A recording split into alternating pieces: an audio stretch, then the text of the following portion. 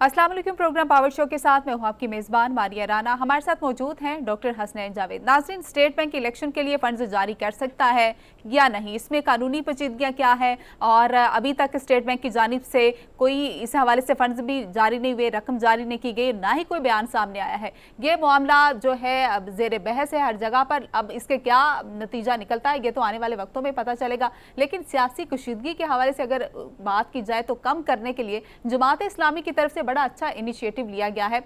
विफाकी हुकूमत को, अपोजिशन को एक मेज़ पर बिठाने की कोशिश की गई है मुज़ाकरात के लिए। और अब देखते हैं कि मौजूदा जो जजेस इस्लाहात बिल और इलेक्शन के जो मामलात हैं उनके हवाले से कोई डेट तय होती है और ये तमाम मामलात पर कोई इत्तेफाकी राय होता है या नहीं, इसी पर आगे चलकर बात करेंगे। अभी हमें ज्वाइन किया है Mushahid Hussain Syed, chairman senate for defence committee, हमारे साथ मौजूद हैं। सर, वेलकम कहेंगे आपको शो में। Thank you very much, it's a pleasure जी, बड़ी मेहरबानी। सबसे पहले और आपको सबको अस्सलाम वालेकुम और आपके व्यूअर्स को अस्सलाम वालेकुम। Sir thank you so much. Sir, supreme court और हुकूमत के दरमियान जो ये तनाज़ा खड़ा हो चुका है इंतखाबात को लेके, आप किस तरह से देखते हैं, क्या हल निकलता नजर आ रहा है और ये पार्लियामेंट काउंटर कर पाएगी सुप्रीम कोर्ट को? जी, इस वक्त जो बुनियादी इशू है वो जो सियासी चपकलिश है, जो पॉलिटिकल पोलराइजेशन है, सियासी महाजराई कह लें या सियासी तसादुम कह लें, जो पॉलिटिकल फोर्सेस में है हुकूमत और हिज़्ब इख्तिलाफ के दरमियान। और उसमें चूंकि आपस में रूल्स ऑफ द गेम नहीं, आपस में गुफ्तगू नहीं, कोई डायलॉग भी नहीं, तो वो पिछले साल भी पूरा मेरे ख्याल में 2022 हमने साया किया, it was a wasted year. और अभी भी पहला क्वार्टर है, आप देख रहे हैं अप्रैल में आप गुफ्तगू कर रहे हैं, पहले 3 महीने तो गुजर चुके हैं। तो ये जो उसके हैं, पार्लियामेंट हो, जुडिशरी हो, इलेक्शन कमीशन हो, ये इश्यूज उसके नताइज के नतीजे हैं। They are the consequences, they are not the cause. तो असल जो वजह है वो बुनियादी तौर पर एक ऐसे स्टेलमेंट बना हुआ है पाकिस्तान में कि जैसे कोई रास्ता निकल नहीं रहा, एक दलदल में फंसे हुए हैं। यानी आप सर ये समझते हैं कि इस वक्त कंप्लीट हर तरफ से, हर जमात की तरफ से एक डेडलॉक की सिचुएशन है? जी बिल्कुल, अनफॉर्चुनेटली। और ऐसा सियासी डेडलॉक है जिसमें हम आपस में भी गुफ्तगू नहीं कर रहे। वो ठीक है, तनकीद हो रही है, इल्जाम साजी जरूर हो रही है, लेकिन अफसोस की बात यह है कि हम मोदी साहब को तो ऑफर कर देते हैं कि नरेंद्र मोदी से हम गुफ्तगू करने को तैयार हैं। माजी में हमने दहशतगर्दों से भी डायलॉग किया, तो सियासी कुव्वतों ने के दरमियान डायलॉग क्यों नहीं हो सकता? ये मेरे ख्याल में बड़ा सियासी क्लास की बड़ी नाकामी होगी अगर ये ना हुआ। अच्छा, फॉरेन पॉलिसी के ऊपर सर इस पर मैं बात करूंगा आपसे ज़रूर, और क्योंकि डिफेंस के ऊपर आप इस वक्त चेयरमैन सेनेट भी हैं तो मैं इसके ऊपर बात भी करूंगा।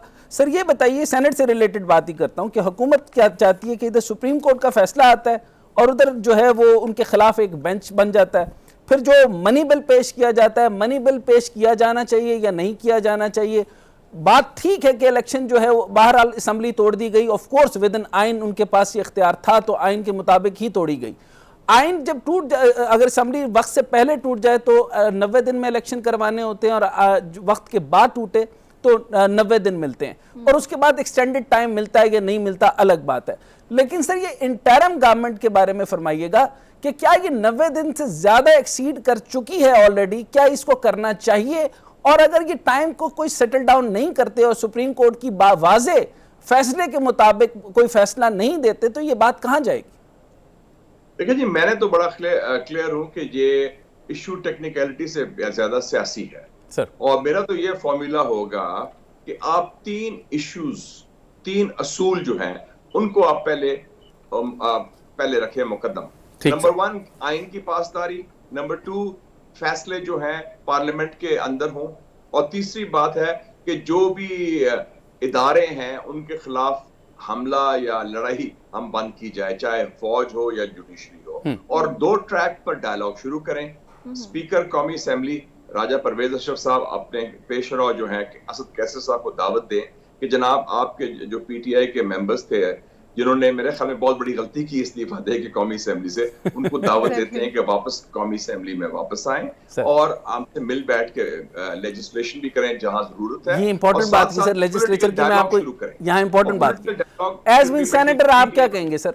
देखें 2/3 मेजॉरिटी एज बीन सेनेटर आप, क्योंकि ऑफ कोर्स लेजिस्लेचर बनाते हैं, मुझे ये बताइए कि सर इधर जब जो पार्लियामान है उसके अंदर 2/3 मेजॉरिटी इनकी हुकूमत की नहीं है, पीटीआई बैठने को तैयार नहीं है, और वो अगले इलेक्शन में 2 सूबों में होंगे, पूरे जनरल इलेक्शन की तरफ जाना नहीं चाहती, اور ادھر جو ہے وہ آوازیں لگ رہی ہیں کہ 190 لگے گا کیونکہ پریکٹس اینڈ پروسیجر بل کا سمجھ نہیں آ رہا, 191 آرٹیکل لگ رہا ہے. تو اس ساری سچویشن کو ذرا کنڈینس کر کے ذرا سمجھائیں مجھے, یہ کیا کریں گے؟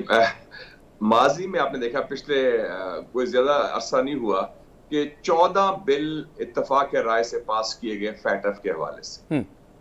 ٹھیک ہے جی, جنرل باجوہ کی ایکسٹینشن اتفاق رائے سے منظور ہوئی. ایگزیکٹلی. ابھی بھی سب کہتے ہیں معیشت کی بات کر لیں تو آئی ایم ایف کے بارے میں سب کہتے ہیں بشمول عمران خان صاحب کہ آئی ایم ایف کو جانا ضروری ہے, اس میں کوئی اختلاف نہیں, کوئی اختلاف ہے نہیں, بنتا نہیں. جنرل عاصم منیر کی اپوائنٹمنٹ پر بھی سب نے سراہا کہ بڑی اچھی اپوائنٹمنٹ ہوئی, اتفاق رائے سے ہوئی. اگر ان ایشوز پر اتفاق رائے ہو سکتا ہے, فاٹف ہو, آئی ایم ایف ہو, جنرلز کی ایکسٹینشن ہو یا اپوائنٹمنٹ ہو, why not on the future of Pakistan? یعنی پرابلم سر ایبسولوٹ میجورٹی کا ہے, یعنی ہر آدمی, ہر سیاسی جماعت چاہتی ہے کہ اس کے پاس ایبسولوٹ میجورٹی اور absolute power who and which leads to the monarchy. ایک اور چیز میں ایڈ کر لوں جناب, ہر شخص یہ چاہتا ہے جو کرسی میں ہو کہ میں تا حیات حکومت کروں. یہ پاکستان ہے, یہ سعودی عربیہ نہیں ہے, یہ بادشاہت نہیں ہے. لیکن آپ اسے ایگری کرتے ہیں نا سر, سارے سیاسی جماعتوں کی سائیکالوجی یہی بن گئی ہے. ہمارا ذہن ہو سکتا ہے بادشاہت والا, لیکن پاکستان ایک جمہوریت ہے. قائد اعظم نے آپ کو ایک جمہوری ملک بنا کے دیا ہے جس میں الیکشنز کے ذریعے تبدیلی آتی ہے اور الیکشنز کا مدت ہر گورنمنٹ کا ٹینیور فکس ہوتا ہے. اچھا, جمہوریت پہ میں آتا ہوں سر, جمہوریت پہ میں آتا ہوں سر. یہ بتائیے کہ اب ایک آیا ہے سر کہ سپریم کورٹ کے پریکٹس اینڈ پروسیجر بل پیش کیا, اب آپ کیا سمجھتے ہیں سر اس کی ٹائمنگ کیا ہے؟ اور اس کے حوالے سے آرٹیکل 191 جو واضح کرتا ہے وہ کہتا ہے sir subject to constitution and law the Supreme Court may make rules, regulation, the practice and procedure of the court. Sir. میں وہی کہہ رہا ہوں کہ جو یہ اس کو جو پولیٹیکل پولرائزیشن کا یہ کانسیکوینس ہے کہ ایک طرف سپریم کورٹ میں بھی انفارچونیٹ ایک ایسپیکٹ تو ہے نا, ڈویژن کا بھی ہے, کبھی کوئی ریکیوز کرتا ہے, کبھی کوئی بیانات آتے ہیں. کبھی آپ نے سنا تھا کہ سپریم کورٹ کے ججز خود جو چیف جسٹس کے خلاف بیان دے رہے ہیں ایز سرونگ آن دا جمپ, اور اپنے رائے ڈیفرنٹ ہو رہا ہے. تو میرے خیال میں اس میں ایشوز جو ہیں اداروں کے اندر بھی ہیں اور اداروں کے درمیان بھی ہیں. تو اگر رولز آف دا گیم سیاستدانوں میں بن جائیں اور کلیئرٹی کے ساتھ ہم آگے موو کریں کہ جی ہم نے جو میں نے کہا ہے کہ پارلیمنٹ کے اندر فیصلے کرنے ہیں اور آئین کی پاسداری کرنی, ٹھیک ہے اس میں فرق ہو سکتا ہے 2 مہینے پہلے 2 مہینے بعد, لیکن جو بنیادی ایشو ہے کہ الیکشن ایئر ہے 2023. It's not a question of if, it's a question of when. یہ بڑی امپورٹنٹ بات ہے اور اس کے لیے ضروری ہے کہ ہم آپس میں مل بیٹھیں. ایک پوائنٹ کلیئر کرتے چلیں کہ یہ جو بل پارلیمنٹ سے مسترد ہو چکا ہوا ہے, اب اس پہ وفاقی حکومت تو آرڈر نہیں جاری کر سکتی نا یہ اسٹیٹ بینکوں کے وہ فنڈز جاری کریں, تو کس طریقے سے یہ اسٹیٹ بینک خود بخود جاری کرے گا, کیسے ہوگا یہ؟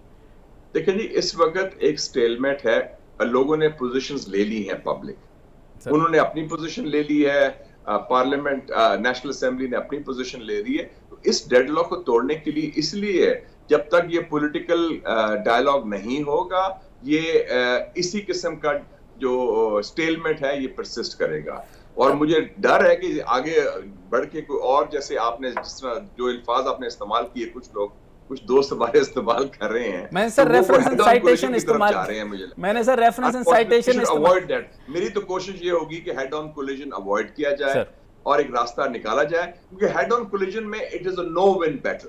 پھر کوئی سیاسی جماعت یا حکومت یا حزب اختلاف نہیں جیتے گی, پھر سب فارغ ہو جائیں گے. پاکستان میں ماضی میں بھی ہیڈ آن کولیجن ہوئی ہے, 1977 میں ہوئی تھی, کیا رزلٹ ہوا؟ ملٹری کو ہوا. 1993 میں ہوا, اس کا ایک سافٹ کو ہو گیا. اسٹیٹ بینک کے لیے رولز آف بزنس زیادہ امپورٹنٹ ہوگا یا سپریم کورٹ کا حکم زیادہ امپورٹنٹ ہوگا؟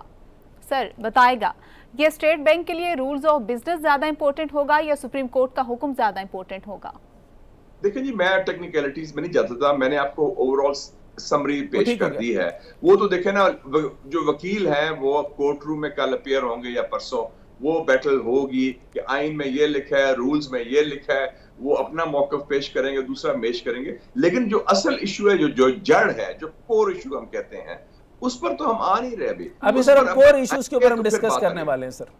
اچھا کور ایشو سے پہلے سر مجھے یہ بتائیے گا کہ اب سب آپ کے پاس سچویشن ہے اس ٹائم پر ہم جو ہے وہ 77% ریز کر چکے ہیں اپنے زر مبادلہ کے اندر. ہمارے پاس قرض بہت زیادہ ہیں, ہم آئی پی پیز کا مسئلہ حل نہیں کر سکتے. 2,500 ارب روپے سے زیادہ ہمارے پاس آئی پی پیز کا مسئلہ ہے, ڈسکوز کا مسئلہ ہے, جسکوز کا مسئلہ ہے. اور اس ٹائم پہ ورلڈ رپورٹ کے مطابق اور اس ورلڈ بینک کی رپورٹ کے مطابق 0.45 کے قریب ہمارا جی ڈی پی جائے گا. اس سے زیادہ ہم کچھ کر نہیں رہے. ایکسپورٹ بیس ہمارا ہے نہیں. چائنا ہمارے ساتھ بہترین تعلقات کے اندر ہے. مجھے یہ بتائیے کہ سب سے پہلے تو انہوں نے ہماری امداد کی کہ 2 ارب روپے کا جو ہے وہ رول اوور, ہمیں $1 بلین کا ہم نے رول اوور دیا. باقی ممالک بھی کچھ کرنے جا رہے ہیں. تو سر اس ٹائم پہ سیریسلی جب آئی ایم ایف سے ہم نے کرنا ہے تو آپ کے مطابق یہ بات ضروری ہے کہ آئی ایم ایف تو ہمیں چاہیے ہی چاہیے. یہ کوئی نان سینس ہی ہوگا فار ایگزامپل کہ وہ کہے گا کہ ہم فوری طور پہ جو ہے وہ رد کر دیں آئی ایم ایف کو اور ہم خود سے یہ ایک ایران کی سچویشن بنا لیں. آپ سر خطے کی صورتحال کو کیسے دیکھتے ہیں اور اس ٹائم پر ہماری جو ہے وہ معاشی صورتحال کو کس طرح لنک اپ کریں گے؟ بڑا اہم سوال پوچھا آپ نے. پہلی بات ہے میں اس کو سیگریگیٹ کر لوں سر کہ جو معاشی صورتحال کو علیحدہ دیکھ لیں اور تھوڑا سا علاقائی صورتحال کا تجزیہ کر لیں. چائنا کا بھی ذکر کیا, چائنا نے 2 ارب تو دیا نا رول اوور کے لیے اور 1.3 بلین اس کے علاوہ کمرشل لون بھی دیا ہے جو بینک نے, جو ابھی 3.3 بلین دیا چائنا نے اور 2 بلین دیا ابھی سعودی عربیہ. Right sir. معاشی صورتحال ہے جناب, ہم 23 دفعہ آئی ایم ایف جا چکے ہیں. اچھا سر. ہمارا ورلڈ ریکارڈ ہے کہ پاکستان وہ ملک ہے جو 23 مرتبہ 23 ٹائمز ہم آئی ایم ایف کے ہیں سر. سو میرے خیال میں تو یہ ٹرائیڈ ٹیسٹڈ اور فیلڈ فارمولا ہے. وہ آتے ہیں, وہ کہتے ہیں آپ یہ غلط کام کر رہے ہیں, آپ فضول خرچی کر رہے ہیں, آپ سبسڈیز دے رہے ہیں بڑے امیر لوگوں کو, آپ اپنا you are not setting your house in out, it's like accounting coming اور وہ ہی کریکس دا ویو. اور ہم کہتے ہیں یس سر. اور ہم مشکل فیصلے تو نہیں کرتے, مشکل فیصلے, لیکن عوام کی مشکلات میں اضافہ کر رہے ہیں. مشکل فیصلے یہ ہیں آپ بڑی بڑی سبسڈیز بند کریں. آپ سب شوگر سبسڈی دیتے ہیں, شوگر سبسڈی کس کو ملتی ہے؟ بڑے بڑے لوگوں کو. پھر آپ کے جو پاور سیکٹر ہے, آپ نے بات کی آئی پی پیز کی, جی سر, ہر روز سر آپ اندازہ لگا لیں کہ آلموسٹ 2.5 ارب روپیہ ضائع ہو رہا ہے لائن لاسز میں یا فضول خرچی میں. ابھی بریفنگ دے گی پچھلے ہفتے پارلیمنٹ میں 905 ارب روپیہ لاس ہے پاور سیکٹر کا. یہ ہمیں بریفنگ دی گئی پارلیمنٹ میں پبلک اکاؤنٹس کمیٹی میں جس کا میں ممبر ہوا. آپ یہ دیکھ لیں. اچھا اس کے علاوہ آپ نے ڈائیورسیفائی کی ہے. ہر روز آپ کے جو ایران بارڈر سے 1.3 ملین اسمگل ہو رہا ہے لیٹرز آف ڈیزل, آپ کہتے ہیں اسمگل ہو کے آتا ہے. ایگزیکٹلی. آپ بھی دیکھ لیں. تو ہم دیکھیں نا, we are not able to do good management of the system. اور جو سسٹم ہے ہم نے بنایا ہی ہے وہ امیر لوگوں کے لیے, مخصوص مفادات کے لیے. عوام کو تو کیا دے رہے ہیں؟ ایگزیکٹلی, شادیہ کو فائدہ ہو رہا ہے, عوام کو نہیں ہو رہا. ایک بریک کی جانب ناظرین, ایک بریک لیں گے, بریک کے بعد واپس آئیں گے ہمارے ساتھ. بریک کے بعد خوش آمدید ناظرین. Chairman senate defence for defence committee Mushahid Hussain صاحب ہمارے ساتھ موجود ہیں. گفتگو کا سلسلہ ان کے ساتھ جاری تھا. ڈاکٹر صاحب اوور ٹو یو. اچھا سر, یہ بتائیے کہ میں آپ سے, کیونکہ آپ کے وقت کا فائدہ اٹھاتے ہوئے آج سارا کا سارا پروگرام سولو طور پر آپ کے ساتھ کر رہا ہوں. اچھا فرمائیے گا کہ جیسے ہم بات کر رہے تھے کہ شرح سود ہے اور شرح سود اور پلس سبسڈی بڑھ جائے تو صرف اور صرف بلیک مارکیٹ بڑھتی ہے. اور اس وقت پاکستان جو ہے وہ کمپلیٹلی بلیک مارکیٹ کی طرف چلا گیا. آپ نے جو ہے وہ بڑے زبردست طریقے سے فوکس کیا ایران بارڈر کو اور افغان بارڈر کو, اور کتنے بلین آف دا ڈالر ہمارے وہاں سے جا رہے ہیں. سر اس چیز کا کاؤنٹر کرنے کے لیے, اس چیز کا سولوشن کرنے کے لیے ہماری گورنمنٹ کیا سوچ رہی ہے؟ سر ایک اور چیز میں ایڈ کروں, اسٹیٹسٹک. سر ہماری جو فارمل اکانومی ہے, ہمارا سائز ہے اکانومی کا $350 بلین ہے, 350 بلین ڈالر. اور انفارمل اکانومی کا میں آپ کو, ڈاکٹر صاحب میں اکانومسٹ تو نہیں ہوں, لیکن جو انفارمڈ گیس ہے کہ وہ $350 بلین سے زیادہ ہے اس وقت. کتنی سر؟ اور جس میں جو انفارمل یا بلیک اکانومی آپ کہتے ہیں نا, وہ 350 ارب 350 بلین سے زیادہ ہے. آپ دیکھ لیں, کیونکہ پیسہ سرکولیٹ بھی کر رہا ہے, اسمگلنگ بھی ہو رہی ہے, دکانیں بھی کھلی ہیں, لوگ خریداری بھی کر رہے ہیں. تو ہم اس کو یہ, اور بات ہو رہی تھی, اس کا مطلب we are better in informal economy. ہاں جی انفارمل اکانومی جسے بلیک اکانومی کہتے ہیں, چلو بلیک کا لفظ بہت اسٹرانگ ہے تو انفارمل کہہ لیں آپ. اس میں وہ مجھے بتا رہے تھے چیئرمین نادرا کہ ان کے پاس اسٹیٹسٹکس ہیں, میں کیونکہ آپ نے پیسے کی بات کی, ریونیو ریز کرنے کی, کہ 4.3 ملین لوگوں کا ڈیٹا ان کے پاس موجود ہے, جو لوگ گاڑیاں رکھتے ہیں, جو لوگ گھر ہیں, جو ٹریول کرتے ہیں, جو ٹیکس نہیں دیتے, ان کے نمبر سب کچھ ان کے پاس ہے. بالکل ٹھیک ہے. تو میں نے کہا آپ آفر کریں گورنمنٹ کو اور یہ ان کو ٹیکس لائیں اور ایک دفعہ ٹیکس ایمنسٹی دے دیں. تو میرے خیال میں کئی راستے ہیں معاملات کو ٹھیک کرنے کے, معاملات کو سلجھانے میں, اور ایک راستے پر گامزن ہو جائیں جس میں ہم پھر آئندہ مہربانی کر کے ہم IMF جانے کی ضرورت نہ ہو اور یہ بےزتی نہ کرایا کریں کہ اتنی ایک چھوٹے پیسے کے لیے بھی ہم ان سے وہ آپ کو کہہ رہے نہیں ابھی اور کنڈیشن. سر آن دا لائٹر نوٹ سخت سوال کروں کہ سر آپ موجود ہیں یا آپ سے پوچھ کے, کیونکہ سولوشن مجھے بھی پتا ہے اور آپ کو بھی پتا ہے. میں تو اپنا مشاہدہ دے دیتا ہوں. نہیں وہ ہم سے سنتے کیوں نہیں ہے, چلے مجھے کر لیں, یہ سننا کیوں نہیں چاہتے جب ہمارے پاس سولوشن ہے؟ تو وہ جب میں اسکول میں تھا سینٹ اینتھنیز میں لاہور میں, تو وہ کیونکہ وہ کیتھولک اسکول تھا تو وہاں بائبل پڑھنا پڑتی تھی, تو بائبل میں Jesus Christ peace be upon him holy profit نے کہا تھا, انہوں نے ایک کرٹیکلی کہا تھا کہ they listen but they do not hear, وہ بات سنتے نہیں. تو لگتا یہی ہے کہ وہ کوشش کی جاتی ہے لیکن اس کی گونج شاید ایوانوں تک نہیں پہنچ رہی یا جہاں فیصلے ہو رہے ہیں. نہیں ہونا چاہیے. اچھا سر, اکانومی کے اوپر تو ہم نے بات کی اور اس کو سچویشن بھی ہم نے بڑی کلیئر کر دی. آف کورس ہمارے پاس سولوشن ہے, ایسی کوئی بات نہیں کہ ہم اس مصیبت سے نہیں نکل سکتے. IMF کو بھی ہم ڈیل کر سکتے ہیں, IMF کے بغیر ہم ایکسپورٹ کو بھی جو ہے وہ اسپین کو بڑھا سکتے ہیں. اچھا سر اب آ جاتے ہیں تھوڑا سا ڈیفینس. مشکل فیصلے کرنے پڑیں گے اور اس میں جو مخصوص مفادات ہیں ان پر آپ کو کریک ڈاؤن کرنا پڑے گا. یہ نہیں کہ چند لوگوں کو فائدہ پہنچے. اب میں سامنے رکھتا ہوں کہ معیشت کو ہی دیکھ لیتے ہیں. 1992 کے اندر لیکن اب ریجنل سچویشن کی بات کر میں اسی پہ آنے لگا ہوں سر, اسی پہ آنے لگا ہوں. 1992 دیکھتا ہوں سر, سب سے اوپر جو تھا بیسٹ اکانومی کے اندر یونائٹڈ اسٹیٹ آف امریکہ, اور ریڈ لائن کے اندر تقریباً 10 ممالک کے نیچے چائنا کا نام آتا تھا. اچھا پھر 2008 دیکھا تو اس کے اندر تیسرے نمبر کے اوپر چائنا آ گیا اور امریکہ اس سے اوپر تھا اور درمیان میں جاپان تھا. اچھا 2004 میں دیکھا تو سر سب سے اوپر چائنا تھا اور دوسرے نمبر کے اوپر جاپان تھا, تیسرے نمبر کے اوپر US تھا اور چوتھے نمبر پہ انڈیا آ گیا. اور اب کے سچویشن آپ کے سامنے ہمارے ساتھ سر, ابھی تک ہم اس کنٹروورسی سے نہیں نکل رہے اور لوگ اتنی زیادہ مس کانسپریسی کر رہے ہیں, اور ہمارے سامنے آپ کو پتہ ہے ایسے شاندار تجزیہ کار ہیں جو چائنا کو ہمیں ایسٹ انڈیا کمپنی بنائے بغیر نہیں رہنا چاہتے, حالانکہ ایسی کوئی بات ہی نہیں ہے. سو اب مجھے بتائیں کہ سر جو یہ ساری ڈیولپمنٹ ہے, آپ ریسنٹ ٹائم میں چائنا ہو کر آئے ہیں اور سارے کے سارے معاملات آپ دیکھ رہے ہیں, اور کب سے چائنا کے اوپر آپ بہت شاندار کام کر رہے ہیں, آپ نے اسکول کو بھی ڈیولپ کیا, باقی معاملات کو بھی ڈیولپ کر رہے ہیں. آپ کس طرح دیکھ رہے ہیں کہ سر ہمارا اکنامک ڈائریکشن چائنا کے ریلیشن کے ساتھ کیسے اپنی ڈائریکشن کو پکڑ سکتی ہے؟ ڈاکٹر صاحب یو آر ایبسولوٹلی رائٹ, میں ٹوٹلی اگری کرتا ہوں آپ سے. آپ دیکھ لیں کہ 1992 کی آپ نے بات کی, پاکستان اس وقت انڈیا سے آگے تھا اور ہمارا جو تھا ایون چائنا کی جو تھا ابھی وہ کیچ اپ کر رہا تھا. تو آپ دیکھیں کہ اب سچویشن کیا ہے. ابھی میں پڑھ رہا تھا ایک رپورٹ آئی ہے, اور یہ بات صحیح ہے جو پروپیگنڈا چائنا کے خلاف ہوتا ہے, دس از ایبسولوٹ نانسنس. چائنا نے 10 سال پہلے سی پیک شروع کر کے پاکستان کی ریاست, پاکستان کے عوام کے اوپر ایک اعتماد کا ووٹ دیا ہے. It's a vote of confidence in the future of Pakistan. یہ دیکھیں جی ہمارے پاس چوائسز ہیں لیکن ہم سی پیک لے کے آ رہے ہیں. $26 ارب کی انویسٹمنٹ ہوئی ہے, 85,000 لوگوں کو جابز ملے ہیں, 28,000 پاکستانی اسٹوڈنٹس چائنا میں پڑھ رہے ہیں. آپ کی گوادر بندرگاہ زندہ ہو گئی ہے, تھر کول سے آپ کو کوئلہ بھی مل رہا ہے, بجلی بھی مل رہی ہے. اب کوسچن یہ ہے کہ بیسکلی چائنا آپ کے ساتھ چٹان کی طرح کھڑا ہے اور کھڑا رہے گا. ان کو ہماری ضرورت ہے, ہم کو ان کی ضرورت ہے. اور اس خطے میں ڈاکٹر صاحب بہت بڑی تبدیلی آ رہی ہے جو 100 سال میں نہیں آئی, کہ جو طاقت کا توازن ہے وہ مغرب سے منتقل ہو رہا ہے مشرق کی طرف, اور ایشین سینچری ہے جس کا اشارہ علامہ اقبال نے 90 سال پہلے کیا تھا.